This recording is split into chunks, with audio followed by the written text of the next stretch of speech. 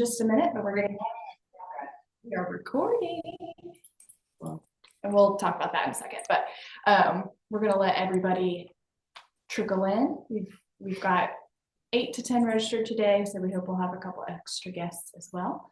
So sit tight and we'll get started in a minute.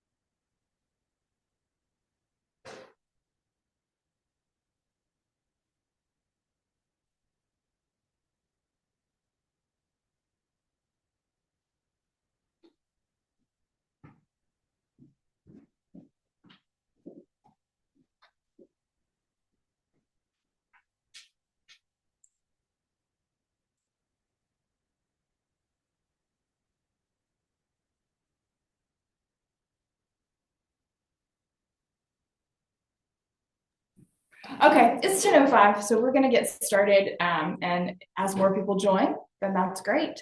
You are welcome to turn on your cameras, but no pressure if you are not feeling it this morning.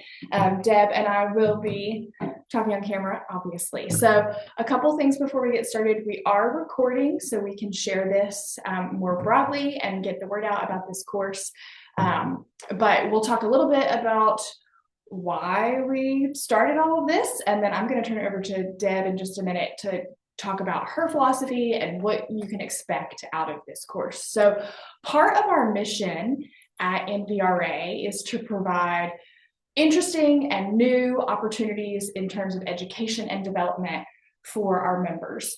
We try to offer as much free CE as we can, but we haven't really done a lot in the leadership development and professional development sphere outside of continuing education in the last couple of years. And we used to have a program called the Evelyn Biddle Leadership Program that has been inactive for a couple of years, but we wanted to provide an opportunity for some learning outside of the continuing education requirements that have some specific rules about, what it has to be very real estate specific. And not that this isn't going to be real estate specific, but it's a type of training that's a little bit different than content-based CE. It's a different content. So a theme that I often hear from our membership is how important communication is to a real estate transaction. And we know that communication is important in all relationships, but specifically between your clients and the clients' families that you have to negotiate with sometimes, as well as other agents and other, parties to that transaction, attorneys, etc. So we know that that's one of the trouble spots in your work, and we know it can be challenging. And it's one that I hear about a lot. Typically when at the office, we get some calls from consumers sometimes. And typically it boils down to a communication issue. So we wanted to provide some good, tangible training on communication. And that word encompasses so many different perspectives and topics. So I said, we need a professional here. So I tracked down Deb Shannon, and she is a coach with 30 years of experience in this field, teaching people about conversational intelligence, as well as other professional growth topics. So we designed this course specifically for our members. And I'm going to turn it over to Deb to talk a little bit more in depth about what you could expect from this series of classes. Thank you, Troi. Thank you all for coming today. I am excited to introduce you to some of the topics that we'll be covering in the 4 sessions that we will have together. I just want to kick off by noting that Troi and I did not plan this. And as you know, being in conversation with Troi is a bit of a trip. We go to the coolest places together without even trying. And that's the level of conversation that I'm here to help you bring to life with your clients, with your colleagues, with your partners, your vendors, everybody in the sphere of real estate transactions. So Troi touched on why communications matters, and I just want to echo that in a different framework. You all know that the success of your business depends on the quality of the service that you deliver. And communications matters because the quality of the service that you deliver depends on the quality of relationships that you have all along the way, whether it's the inspectors or the attorneys, the mortgage agencies. So the quality of the service depends on the quality of the relationship. The quality of the relationship depends on the quality of the communications. Everything happens in conversation, whether it's digital, in person, on Zoom, all of those things. So that's what we're going to touch on in this 4 series workshop. The cornerstone is, as Troi mentioned, conversational intelligence and the neuroscience of conversations that hit the mark. So there's some fun, super sciencey pieces that we won't spend a long time on, but I also have a fun graphic that is a dashboard of where you stand in this conversation that we will touch on. The 4 sessions are 1, body language, what we communicate without words. And that's because 75% of our communications when we're in person happens non-verbally. So we really need to think, if we're not even in person anymore, where's our communication happening? Who reads between the lines? What does the format of that email mean to anybody? Who you BCC'd, who you CC'd, in which order you CC'd them, or did they make it to the top line of 2? There's just a lot to cover. And we will do that here in these offices and maybe in some others. I'm not sure we've got the locations all banged out yet. But we will do breakout groups so you have the opportunity to practice, to ask questions. And over time, because they're spaced out 1 a month, to take these skills away, learn a little bit about what's easy for you, send me information about what you need to know more about so we can incorporate it into the next session. It's a continuation because the participants will be a cohort, right? So you can depend on each other, work together, try things out together, and carry it forward into the next session. What else can I talk about? Or can we just take questions? I think we can do both. I would love you to kind of hit a couple high points of each session, which you've sort of given an overarching theme, but specifically session 2, you were talking about BCC and that kind of stuff. Most of our realtors are communicating in a variety of different channels all at one time. So they're texting their clients, they're emailing their clients, they're on a phone call with another client. They might have a Slack chat with their brokerage. So talk about why that's important in terms of conversational intelligence. Yeah, that's great.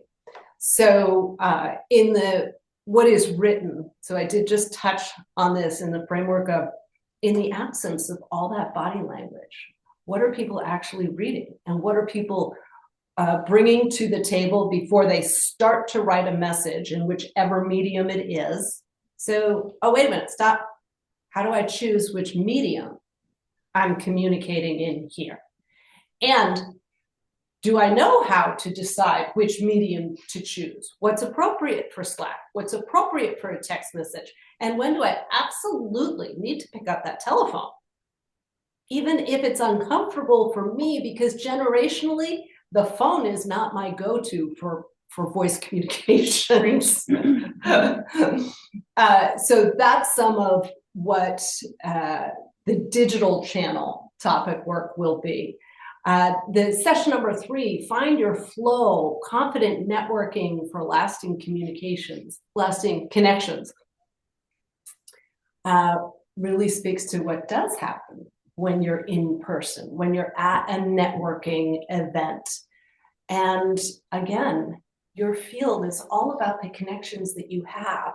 And some of those connections don't pop for 10 or 15 years in terms of sales. But the connections that you need to be popping right now are the ones that will facilitate those connections 10 years down the road and accelerate the positive change in your business today with your vendors and partners and understanding the changes that are going on in your field. And I think a topic that you and I talked about a lot is ethics, the Realtors Code of Ethics. So that will come into it. How do I bring the ethics front of mind? How do I represent this industry? Not just from how I want to develop my business, rather knowing that how I represent my business represents the Northwest Vermont Realtors Associations and all of my colleagues, because nobody can afford, but more importantly than affording, nobody wants one of their colleagues to wind up in a position where the industry doesn't look good right now, because we've been through that, right? Mm-hmm. Absolutely. Yep, absolutely. All good things to consider. So I want to open the floor for questions. If anybody has questions about, what a session might look like or anything in particular, happy to take those.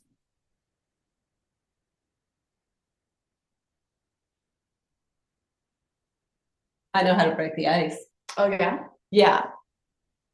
You can ask me. Oh, there we go. I was gonna say Blair's gonna ask a question. It's Blair, and next to me is Andrea, and she just asked me a question, and then I said, "Do you want me to ask that?" And she said, "No." And that's why we love you, Blair. So here I am to ask it, and you've got Cody at the end. Give us a wave. Always hi. Sorry, we're a little black box not watching you. We missed the intro because we were trying to figure out how to get the Zoom link going. So tech, yay. So you probably covered this, but is Deb a realtor? We missed the who are you, Deb? And Andrea says your bangs are really cute and she likes them. Oh, thank God. I did not give a huge intro on Deb, but Deb, if you want to talk about your background, that's probably really helpful to them. Yeah, so speaking to the realtor question, let me think. So my parents were really old. Both of their parents were in real estate. So commercial real estate, residential real estate. 2 of my sisters are realtors. One of them is a member in your organization. And I am not a realtor. It has always been the conversation at the dining room table. When is Deb going to get her license? Well, but real estate, like the corner lot, and who's moving when, and do you see this organization growing because they're going to need a new place to move their people, or the other way around, they're dispersing all of their people, they're going to want to downsize. So the topics of real estate are generationally in my DNA. And as an investor, I am in real estate. I am not a realtor. I am not licensed. It's always, people always ask me, like, "Oh, are you a realtor?" And I say, I could never do that job. Literally never do it. And what was your other question, Blair? You had one more. I don't think it was a question. I do have one. We said Deb's bangs are cute, but now, so here's my question. I feel like communication is one of the most valuable but least studied and invested in tools. When I saw this on your calendar, I was like, oh my gosh, that is such a great topic. Unfortunately, I think it will be poorly attended. Like I see we've only got 6 people today, which is such a bummer because like I wish this was mandatory for everyone in our board. Is there like will you run the class no matter what with number of participants, or is there like a cutoff that you need to sign up? That is a good question. So the class doesn't start until end of January. We do already have slots filled. So I'm hopeful that folks will spread the word and that we'll get it out. Don't necessarily think we have a minimum, but some of those details we're still working on in terms of sponsorship and those kinds of things. Okay. So I encourage your agents to attend. Yeah. I think you offered it to affiliates. Yes, too. so it's open to all members, whether they are realtors or affiliates. And that's something that I really appreciated about your structure was that we're looking at systemic influence, right? Bringing the teams together in all the different ways that they could share their perspectives to get to that higher level, a level 3 conversation. Yeah. And then if it happens to be very successful, we have discussed offering it at other times in the year. Part of why we're doing it, as Deb said, as a cohort model. So we want you to sign on to all 4 sessions. And so you get the value that builds session over session. Learn those skills over time. So if it is successful and we have more demand for it later in the year, we've talked about offering another session because we do know the beginning of the year can be challenging to get everybody on the calendar. And I think, Blair, your question is so spot on. And I'll share with you what I'm seeing these days is, and this might not necessarily be true for realtors, but broadly in the market, there is a widening interest and urgency around communications, which used to be called a soft skill, but apparently since it's the hardest skill, and it's really hard to find and retain people and partners over time because the relationships are going to hell in a handbag. Organizations are actually diving into the communications aspect of their work, and they're doing it typically 14 days in advance. So I think we're sort of in that zone where more people will sign up. But I am surprised at how little planning people are putting into it. But they do last minute signups, and I've had mostly large turnouts in the last 12 months. Anybody else? Any other questions? My only other, it's me, a lot of me, so I'll be quiet in a second. This is classic Blair. My only other question is like the 2 most, and Deb, I'm wondering if you've ever done either of these trainings, the 2 most sort of impactful and powerful trainings around communication that I ever took were Dale Carnegie and Fierce Conversations, which is like a Keller Williams training, but also book. So those are like my only frames of reference on a communication course, but they both sit with me basically every single day, which is why in like, that's how powerful they are in my life, which is why when I saw you at a training on communications, I was like, this could also be life altering. Have you ever taken either of those? Do you feel like it's similar in any way to either of those or totally different? I'm just trying to wrap my head around like what to maybe expect. I'd expect an updated version. Ooh, fun. That's what, so I love Dale Carnegie. And I think it's really important. The other program that's been widely well received was Crucial Conversations. And both at the end of the day, Blair, every conversation happens with you first. It begins with the individual. It begins with the capacity for self-reflection and awareness of what's going on around you.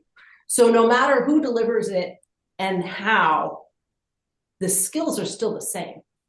You have to be able to listen deeply first to yourself, so bring your self-awareness, and then actively listen to other people so that you can begin creating the outcomes that you want. My approach to conversational intelligence is rooted in the neuroscience, because there are a lot of people who've said these soft skills are for people sitting on the couch and just getting too touchy-feely. And attorneys have done this historically. The world is changing, but the neuroscience shows you the impact of relaxing into your own authenticity, having the capacity to get genuinely curious about what's going on for this other person, so that the sum of the people participating in the conversation winds up being greater than the sum of the parts. And that's where I say, this is an updated version of Dale Carnegie, and so of fierce conversations and crucial conversations. Did that sound too salesy? I feel like that sounded really salesy, but it's really where I stand. Fun. I'm done asking questions because I know listening is a crucial part of communication. Thanks, Blair. Anybody else have any questions they want to ask?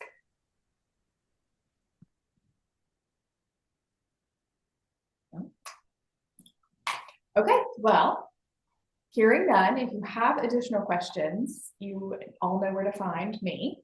And I will get you connected with Deb if her question is directly for her. But as a reminder, the sessions start on January 30th. You do have to register for all 4 we ask. If there's one that you can't make for some reason, we can talk about it. But it's $150 per person, which is a fantastic value. That is a steal. Some would say that we're crazy for offering it there, but it's going to work. So please encourage your colleagues to get involved in this, and not only this, but all of our NVRA activities. So thank you very much for attending today, and we hope to see you January 30th. Thank you very much. Thanks, everybody.